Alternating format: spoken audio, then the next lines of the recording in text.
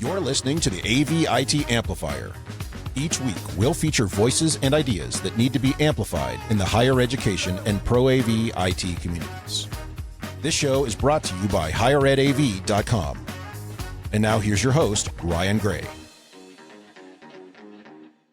Well, hello, everybody, and welcome back to another episode of the AVIT Amplifier. I'm your host, Ryan Gray, and as always, if it is Wednesday, you know that we're back with a new episode and content for you today, and we're back for week 2 with your friend and my friend and now your friend, Chris from the University of Arizona. Chris, would you introduce yourself again really quickly? Who are you and what do you do?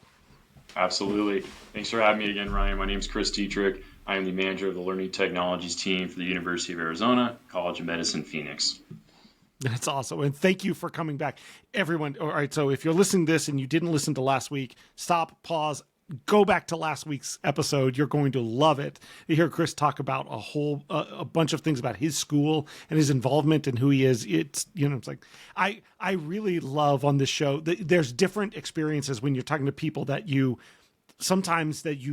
kind of never really talked to before. Some people you know really well and that sort of thing. So it's really fun to be able to go like, Chris is such a cool dude, and maybe I can share, maybe I'll get a little credit for introducing him to these other people. You know what I'm very excited about that part of it. Yeah, no, this is awesome. I've known you for 6 years now or so, and you've been awesome, man. I'm so glad to have met you. I really am quite something. You know what I'm saying? Yes, you are. So. You are.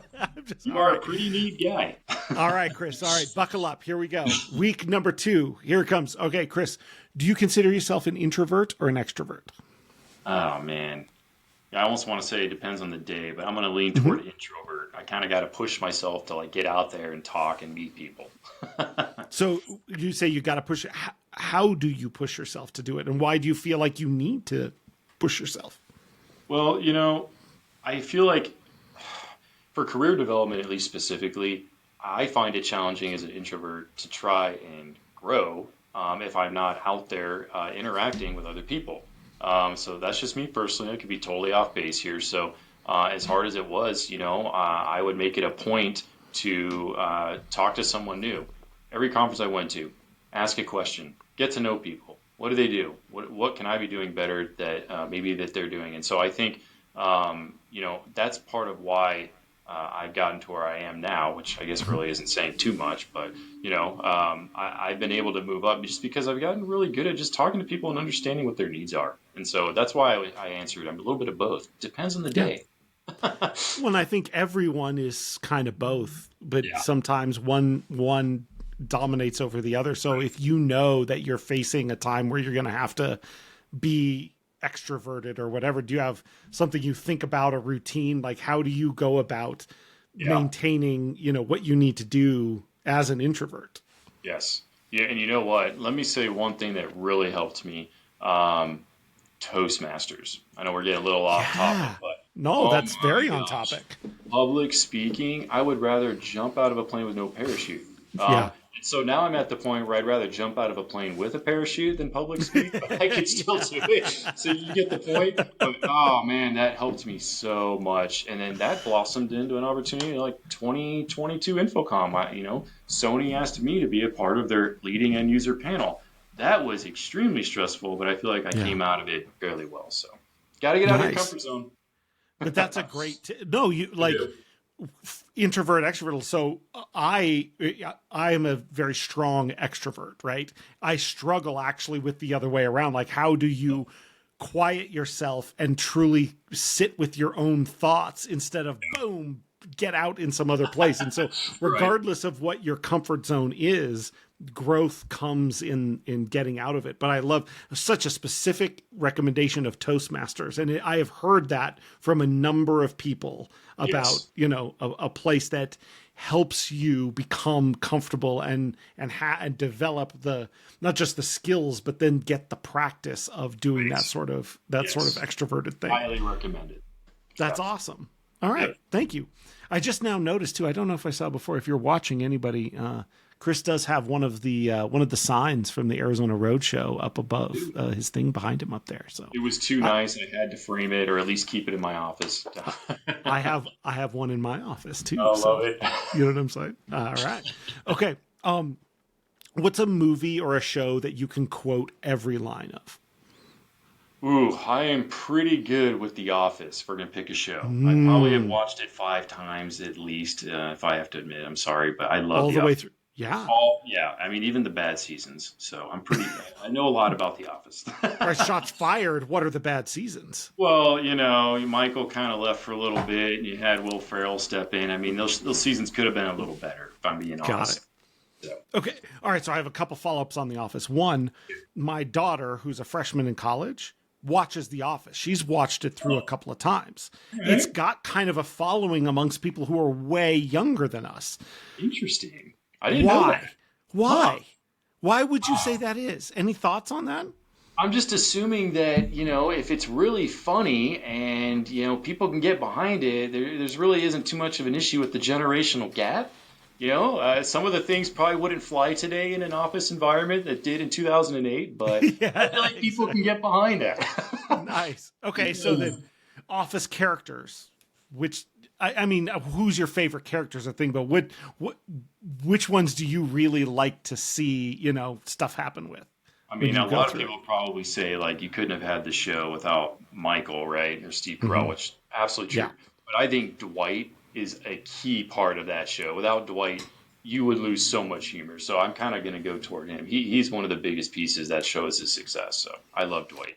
I do too. Like, the character of Dwight just lives on the edge of being a real person or a cartoon. I mean, they sort of all do, right? And that's part of the conceit. But but just when it gets too ridiculous, like, they find ways of rehumanizing people and bringing it back.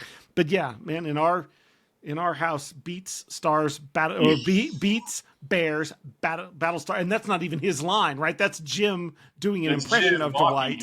Yes, when it comes Bears around, beats Battlestar Galactica. Galactica is a big deal. All right, that's a great answer. Okay, so then the other thing I've heard about The Office and that people say, which is if you don't know who the Michael Scott of your office is, you are the Michael Scott of The Office. So. Would you say you are the Michael Scott, or can you tell us all right now who is the Michael Scott of your office? All right. If we're going to talk specifically within the IT organization, I absolutely would feel comfortable saying I am the Michael Scott of the office. Absolutely. Wow. Yeah. Okay. Yes. 100%. Why are you? That was a good sound. That was good. No. Yeah. I'm sorry. I don't know why that came on. I just closed that. It was beautiful. I was transported for a second there. Yeah. So why are you the Michael Scott of the office? I have a lot of shenanigans in me. How about that? I could absolutely be more productive as a manager, but I think I can distract people and we'll have the ridiculous conversations. It takes us off target for an hour, and I'm like, great, where did the day go? I just distracted my entire team talking about, I don't know, crypto or, health, food, anything. It's just, I can go anywhere with it. I love that. That's fantastic. So that sounds like a place I like to work. You know what I'm saying? I now have, like, in one of my managers in particular, who's just like, if you walk through my area, stop. Don't, like, I have them working on something and you're going to show up and you'll get into some conversation and knock it off. I'm trying to keep them working. I'm like, but I want to go talk to somebody. I'm an extrovert. I can't sit in my office that long on Zoom calls. You know what I'm saying? So that's too funny. I can relate to that. Yeah, you're going to pick up the mantra of Michael Scott and carry it with you. I really like that. Yeah. All right. Yep. Nice. Yep. Great answer. Okay, so what was your first job? Okay, so my grandfather had a contracting company, and I was 15 at the time, so I could only do this over the summer in between, like sophomore, junior year of high school. So I would just be like a general laborer in this general contracting company. And I actually look back fondly on that because I'm pretty dangerous now with a paintbrush and a drywall blade. So that was probably my first job that I can point to. After that, I was like all hospitality, restaurant, customer facing until I landed this. Okay, so I like it. What I love to follow up on is, like, what were the lessons you learned kind of in that first job that you still carry today? Oh, I mean, hard work pays off. That was all just elbow grease all the Mm-hmm. way. And I look back at that like I don't know if I could do that full time, but Mm-hmm. I sure am happy I did it for when I did. Because I ended up going back full time with him for a couple of years once I finished high school, and that's when I figured out, you know what, this probably isn't for me. But I'm glad I did it because hard work pays off. So I don't shy away from, let me say, manual labor, even within my own Yeah. group. Mm-hmm. If my team needs help, carrying plasma TVs, of which I have over 200 on this campus, and they weigh almost as much as I do, I will absolutely get down the ground level and help them handle it, get that stuff out of here. So, Yeah. You don't ask somebody to do something you wouldn't be willing to do yourself exactly. is like a mantra of true leadership. Also, Yeah, did love you it. just drop the fact that you still have 200 plasma TVs? I got a lot, and in that first episode, I mentioned that this campus is 12 years old. And unfortunately, some of these rooms have not been touched since day one. And so that one collaborative learning room, I have like Mm-hmm. 25 to 30 displays in one room. And knock on wood, every one of them is still running perfectly That's fine. great. Perfectly That's fine. the part I'm like, that plasma is still getting electrically charged and showing up, huh? Well, I mean, we need the nuclear power plant to give me enough electricity to power them all, right? But they are reliable. I was like, 200 plasma TVs, that's what's holding the building in place at this point, right? It Like might that. be. It might Whew, be. Yeah. Kudos to Panasonic because they sure knew how to build a plasma display. there you go. Well, there's no higher praise than that. Yeah. If you have a Panasonic, don't worry, you don't need to replace it. It's going to last It's forever. probably going to last. When I got a little bit of funding and I had to replace them, I regretted taking those things down. Like, what am I doing? I should have just left them up.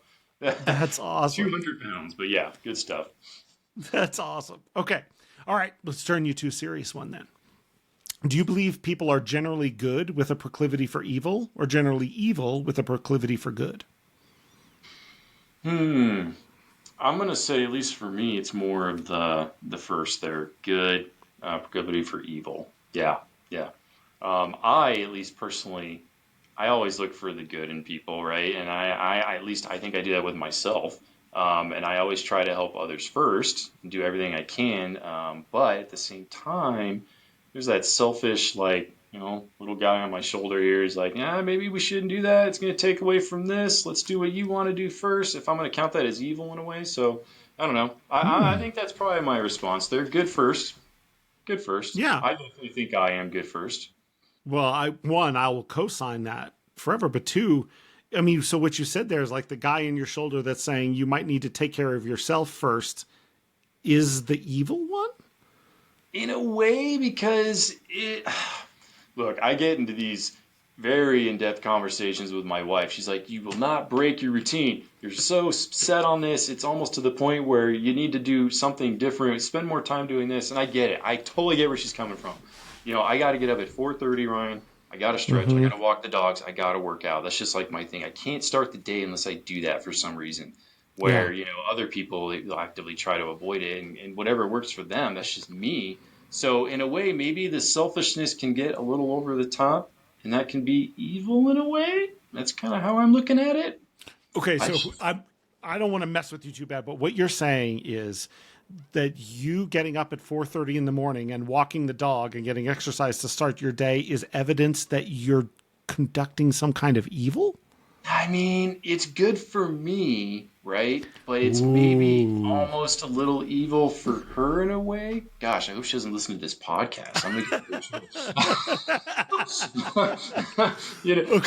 she doesn't like hearing an alarm go off at 4:30, right? So that's kind of evil, right? Someone who's not a morning person. Yeah. And then Well, all right. maybe I'm not answering the question as well as I could be, but I am very regimented with my schedule, and I could be more flexible. And so maybe the selfishness is a bit evil. Wow. All right. So I literally want to try and deprogram that right there, but that's not my job because this is not a therapy session. And I am also not qualified to do it. But man, it sounds like so here's what I would say, which is there is definitely an undercurrent of a lot of people that has that perception that like, if I do something to care for myself, that is actually, whether evil, that like that selfishness is something I should purify myself from. You know what I'm saying? And, those are the people that burn out. So just take care of yourself is all I'm saying. Very important. It's very important. All right. All right. I won't mess with you too bad, but you're too valuable to, you know what I'm saying? And I went off on a tangent there. I'm sorry. This whole thing is about tangents. Yeah, this is right, my show. We do one on topic. We do one that's all tangents. And the tangent ones are, you know what I'm saying, usually, that's okay. All right. So just be careful. Okay. Marvel helped bring the general consciousness of the concept of the multiverse to many people, right? That is, there's many universes and there's every version of whatever outcome could have happened. So would you describe for me what are you doing in the version of the multiverse in which you don't end up working in higher ed or in technology? What's another version of your profession that you were like, I could have really been good at that? Another version of my profession. So again, hopefully I'm not going off on a tangent here again, but I always look back in hindsight of some decision that I could have made better, right? Mm-hmm. And so a lot of people don't know this about me, but my background was actually more in finance. And I always ask myself, why am I even in this field? Like, why do I continue to stay in AV? And it's because, well, I love AV and I love the technology. I love the people in it, right? Mm-hmm. But my background is actually more finance. So I have a few securities licenses that I tend to maintain and keep active. So, investments, insurance types of things. And that really, I got those at a young age. Most people don't go and get those licenses when they're 22. For some reason, I've always been drawn to like how money works, how to make money with your money, right? How to have a proper retirement, what investments yield the best returns. And that's kind of where I'm always thinking about that all the time. It's almost like, I don't know if obsession's the right word, but it's pretty close. So I guess to answer your question, I always go back and look at mistakes that I've made in my universe. And I kind of try to fix that so that my next version of that is going to be improved and or better. And maybe there is a time where I can say finally at the age of 45, I'm just going to throw that out there because I'm getting close to the big 40 and it's freaking me out. But maybe I don't have to work anymore. But I want to have the ability at that age to do what I really love to do. And the odd thing is, I think I'm in it. So it's kind of this little conundrum I keep going back and forth on. But again, I'm sorry if I went off on a tangent there, but I feel like that's kind of my multiverse right now. So two follow-ups on that, which is that why you're distracting your coworkers with talk of crypto?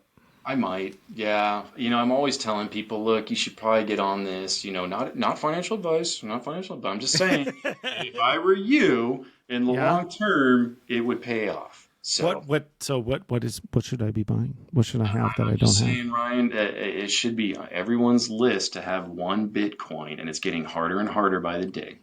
That's just me. Okay. Yes. And if you can't do one, get what you can.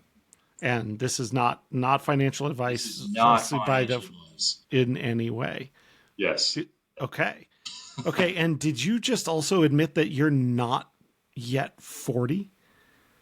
I mean, can't you tell? I mean, I look older than 40, right? All this gray hair, I've got it. Dude. But I'm right there. I'll be 39 in June. Actually at Infocom. My birthday's usually at Infocom. That's true. Yep. Yeah. Oh, you're in trouble now. I know. Now that I brought that up. Your 40th birthday is going to be at Infocom this year? 25. This year I'm turning 39. Yeah, June I'll be 39. So 2025 I'll be 40. Yeah. You're turning 39. So here's the other thing is my mission is now you have to be on commercial integrator 40 under 40 before you turn 40. We're going to get that done. Right?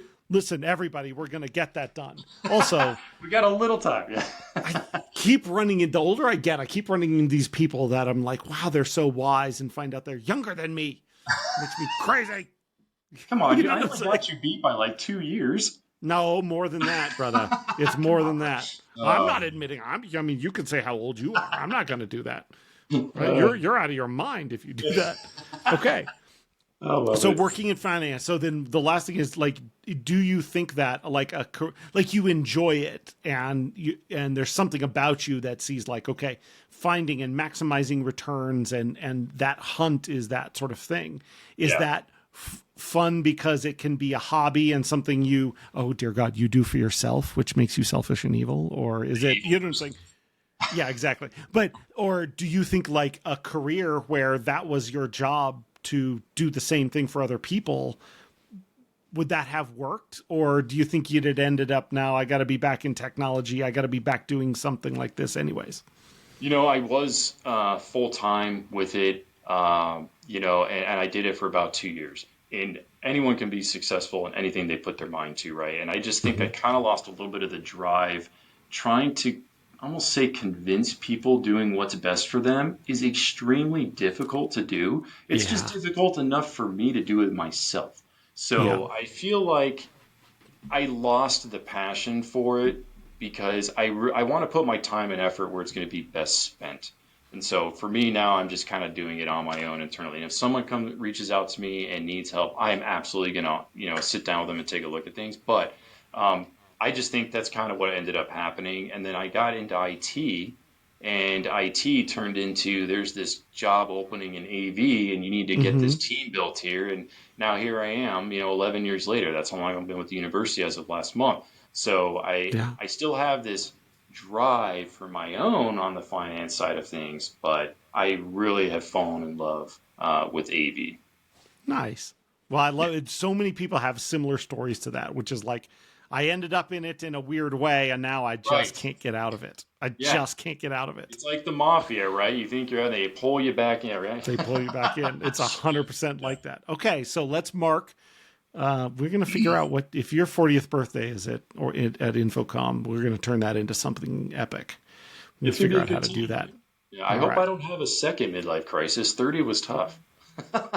How dare you, sir? How dare you say that?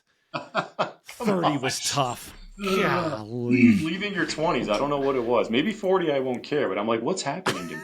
What am I Yeah, doing with my life? Oh, yeah. Oh my God, that's pretty good. Okay. All right. I like this question. So, and it's, remember, it's hypothetical, but if you were to get fired from the University of Arizona, what's the most likely reason that would end up happening? Oh, man, that's a dangerous question. Maybe shooting first and then, asking for forgiveness later. I kind of blended two Yeah. things. I like to just jump on certain things that I feel are going to be what's probably best, and leadership may not agree with that. So, I might have put a certain technology in a certain room that was a bit edgy and it met the needs of this one group, but not the other 8 that share it. I've had that happen to me before. That's why I'm bringing it up. Chris got his little hand slap. So I learned a lesson there, and I had to engage these other parties. So I know it's not the most exciting answer, but I really haven't done anything that I can think of in this 11 years here that really got me in any hot water besides jumping first and asking for forgiveness after the fact. Yeah, and it's a good, like, again, it's like I say, it's hypothetical because most people we talk to are not in the business of doing that. But I totally understand. It's knowing that, when do you ask for forgiveness instead of permission? Like, the work it would take to convince you all that this is the right thing to do isn't worth it. So I'm going to do it and count on, and then hang on the fact that this branch isn't going to break behind me because I have enough confidence in it. But one day it might be the wrong branch to walk out on. Yeah, exactly. Okay. So is there a part of that feels like, so you've been there 11 years, and which is how long I've been at Yavapai College. And in that amount of time, you can get a pretty good feel for like who's who and whose tolerance for risk is what. And how does that play into the confidence of being able to like say, okay, yeah, I can throw this ball over this fence and know that I'll be able to climb over and get it.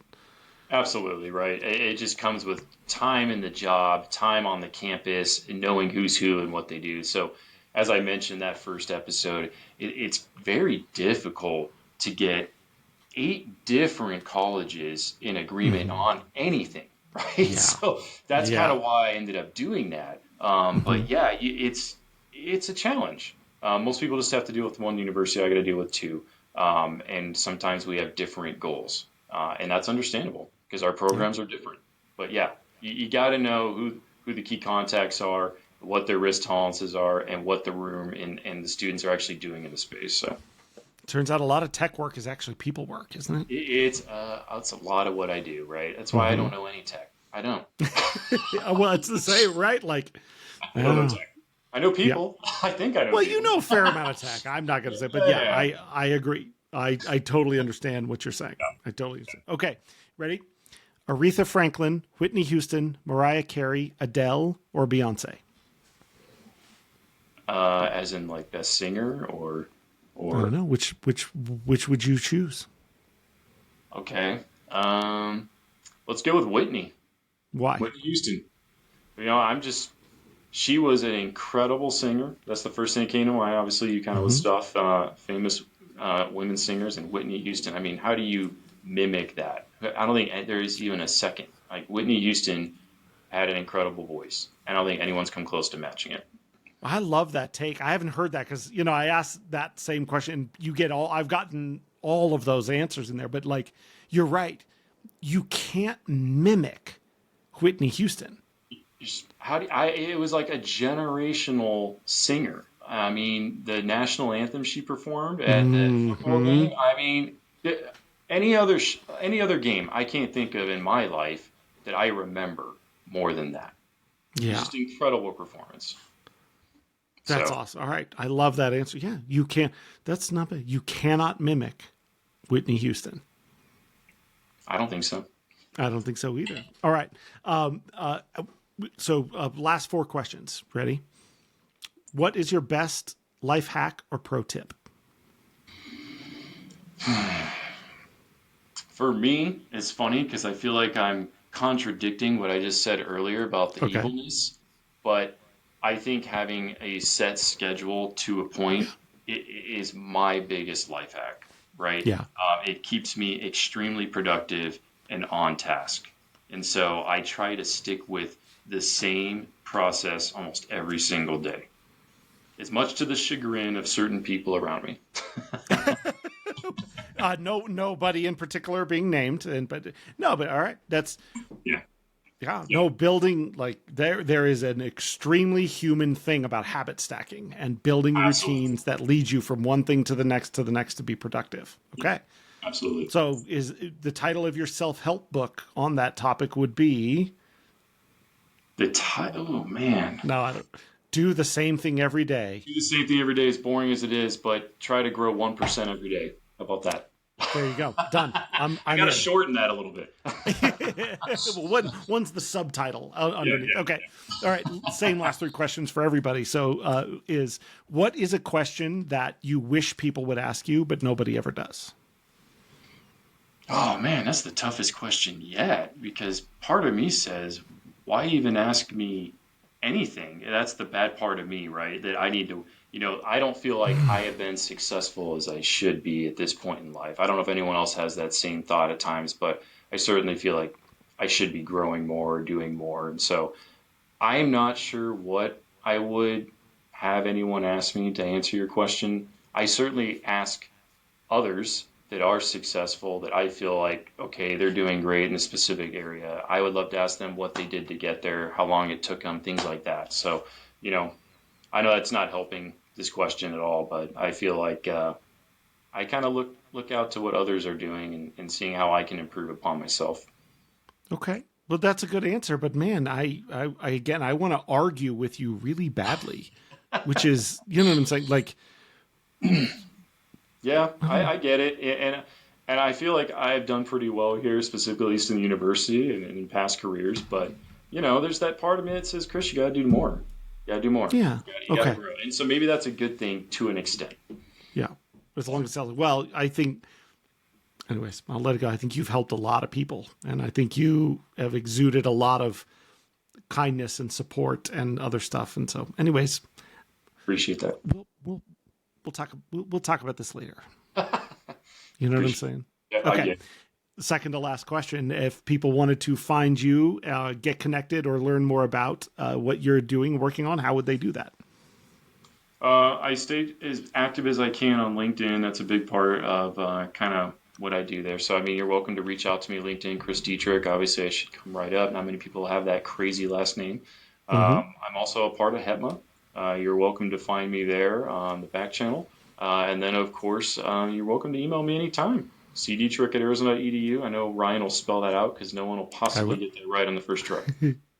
I will, and I encourage everybody find Chris, reach out. It's a good he's a good dude to know. I promise that. Okay, and final question. So the old school news broadcasters had usually their signature sign off phrase, right? So good night and good luck is one that comes to mind, or the people who close Weekend Update on Saturday Night Live. I'm Chevy Chase and you're not, or something. Their drop the mic phrase. So what is Chris Dietrich's drop the mic sign off phrase? Oh, man. These questions are getting harder as we go on. I don't think I've come up with one, Ryan. End the day, I guess, looking back, that you accomplished everything and there's nothing left that you're going to regret. I know that's way too long, but you're putting me on the spot and I had to come up with something quick. I really want to end the day knowing that I accomplished what I intended to do. Thank you for listening to the AV-IT Amplifier. Join us again for next week's episode when we'll welcome a new guest who you'll want to hear from. We promise. Your host has been Ryan Gray. He's on the tweeters at Ryan_A_Gray, or find him on LinkedIn to connect. Please subscribe and give the show a rating and review wherever you get your podcasts. This show is brought to you by higheredav.com. The views expressed here are not necessarily those of our respective institutions, employers, or sponsors. Everyone hang in there, go easy, and we'll be back next week.